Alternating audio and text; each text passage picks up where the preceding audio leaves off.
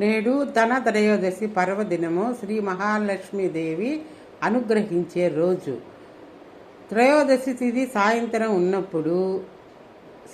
ఉన్నప్పుడు ధనలక్ష్మి పూజ ఆచరించే సాంప్రదాయము. నేటి మధ్యాహ్నం వరకు ద్వాదశి గడియలున్నాయి. ఈరోజు మధ్యాహ్నం వరకు ద్వాదశి గడియలున్నాయి. మధ్యాహ్నం 12:20 నుంచి త్రయోదశి. సాయం సంధ్యా సమయంలో లక్ష్మీ పూజ శుభప్రదము. నేడు లక్ష్మీ పూజతో పాటు అనేక సాంప్రదాయాలు. నేటి సాయంత్రం దక్షిణ దిక్కున దీపం పెట్టడం ఆచారము. దక్షిణ దిక్కున పెట్టే దీపానికి యమదీపము అని పేరు. యమదీపంతో అపమృత్యువు తొలుగుతాయని విశ్వాసము.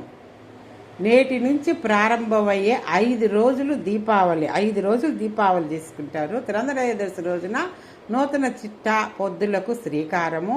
తన తేరస్ విశేషంగా ఆచరించి ఉత్తరాది వాళ్ళు ధనత్రయోదశి పూజ సాయంకాలం చేయటమే విశేషం.